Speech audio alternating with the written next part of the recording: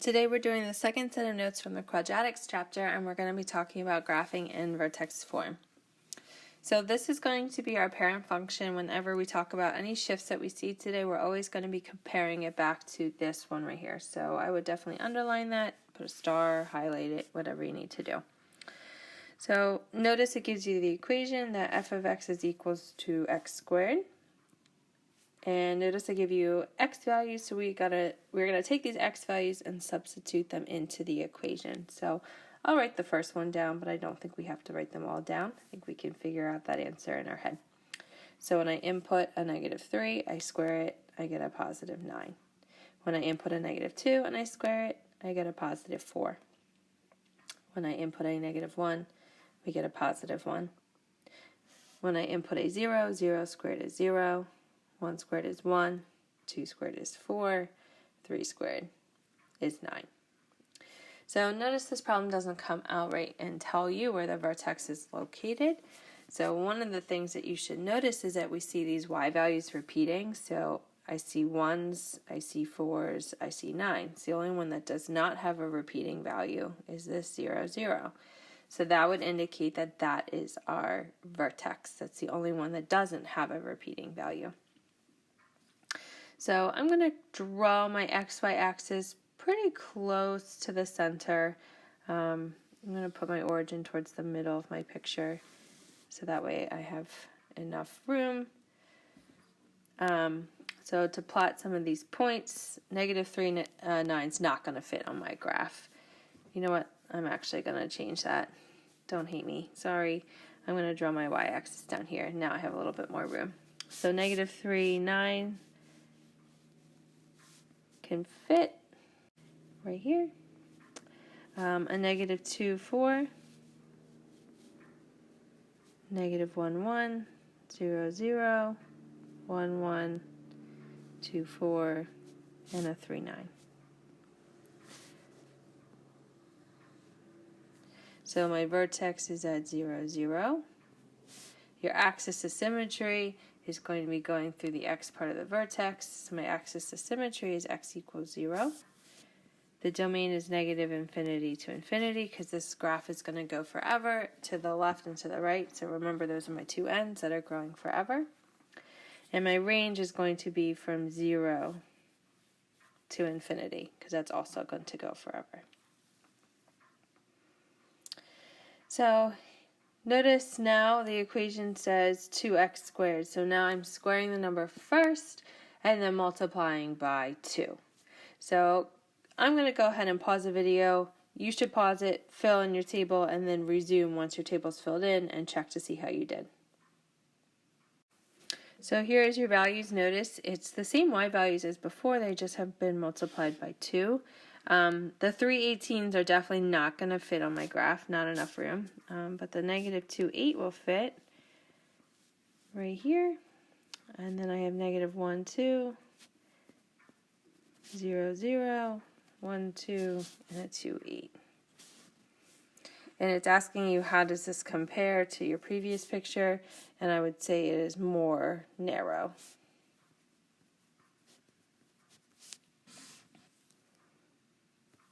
The third one's already filled in for you, so notice the equation changed to 1/2 x squared. Notice the table is filled out, the graph is already there, and it asks you how this compares to the parent function. So I would say that this one is wider. So this graph is a little bit wider than our parent function that we did at the beginning, the very first one. So here our equation is f of x equals a -x squared. So again, if I were to write this out, I have negative of the quantity -3 squared. And when I square just this quantity of -3, I get positive 9, but then the negative is out front. So it's going to be a -5, 9. Again, this will be a -4, -1, 0, -1, -4, and a -9. And again, if you had any confusion as to where they came from, I'm just plugging them into the equation of x. So now I'm going to draw my x-axis all the way at the top because all my y values are negative, so I need to have room to graph them.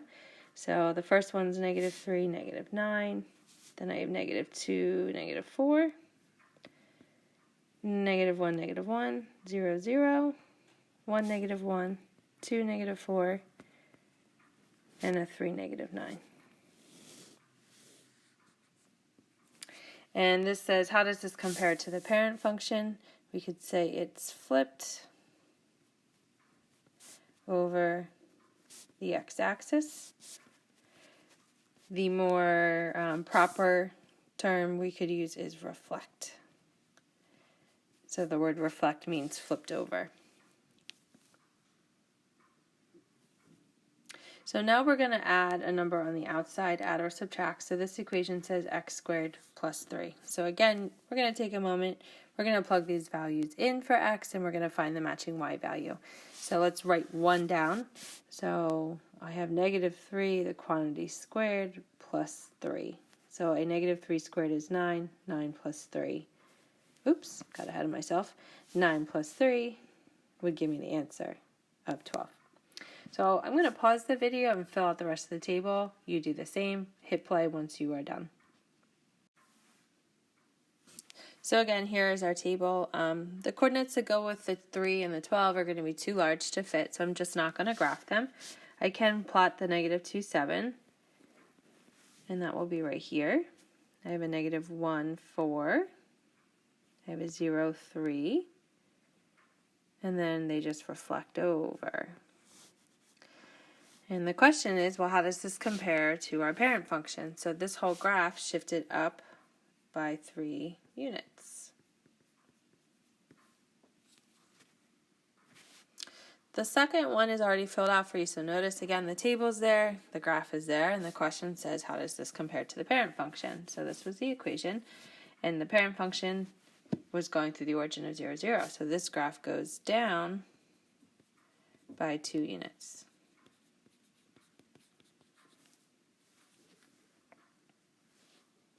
So now we're going to talk about numbers on the inside versus the outside. So numbers on the outside move me up and down, and it follows the same sign. So now we're going to talk about, well, how does it affect us when the numbers are on the inside? So I'll do one of them for you. So I have a -1 that I'm plugging in for x. So a -1 minus 2 is -3. The quantity squared would give me 9. Again, I'm going to pause the video and I'll fill out the rest of the table. You try it, resume when you are done. So now I'm going to go ahead and plot my points. So a -1, 9 is all the way up here. 0, 4, 1, 1, 2, 0, 3, 1, a 4, 4, and a 5, 9. And here is my parabola. And again, this is saying, well, how did this compare to my parent function? So again, the parent function was at the origin, and it looks something like this. So we would say that this shifted to the right by 2. Here you have a table, you have the graph, here's the equation, and it says how does this compare to the parent function? Again, the parent function would be somewhere about there. So this graph goes to the left. So this shifted left by 3 units. So if you haven't figured it out, the numbers on the inside move us left and right, and it goes the opposite direction, meaning this was a +3 and I want to the left by 3. So the last thing that we're going to kind of wrap up today is quadratic form. So quadratic form looks like this: y equals a times the quantity of x minus h, the quantity squared, plus k. So when a is positive, our parabola opens up. So a is located right there in the front. If a is negative, our parabola opens down. If a is greater than 1, the parabola becomes skinny.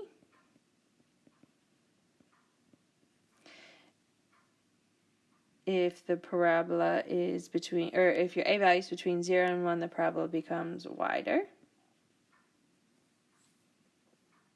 If a is, when a is negative, the parabola flips over the x-axis. When k is positive, the parabola shifts up. When k is negative, the parabola shifts down. When a is greater than 0, the parabola will shift left, and if it's less than 0, it shifts right. And of all of these statements, the most important one is the bottom one. It says the vertex of the parabola will always be at hk. And I'm getting that from here and here. Something I want you to jot down is that h is always going to be the opposite sign. K will always be the same sign. So for the last example we're going to do today, it says identify the vertex. So notice the table is completely blank. I'm asking you to put the x values in. So we look here and we look at these two numbers. It's always going to be the opposite of the number on the inside. So the inside number right there becomes positive 3. And same as the outside number, which is right there. So my vertex is at 3, 2.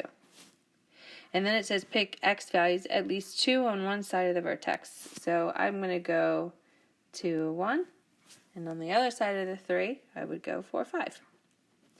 And then it's your job to substitute these in. So again, if I substitute in 1, I have 1 minus 3, the quantity squared plus 2. So this will give me negative 2 squared plus 2, which gives me 4 plus 2, which gives me 6. And I know they reflect, so if 1 goes with 6, 5 goes with 6. And 2 is going to go with 3, and I'm just going to kind of do that work for you since we are almost done. And now I just have to graph the points. So I have a 1, 6, 2, 5, a 3, 2,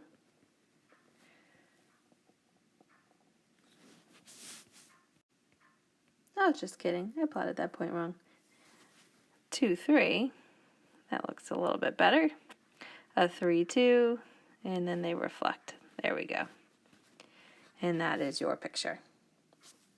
So we're going to stop there. We'll finish the rest in class.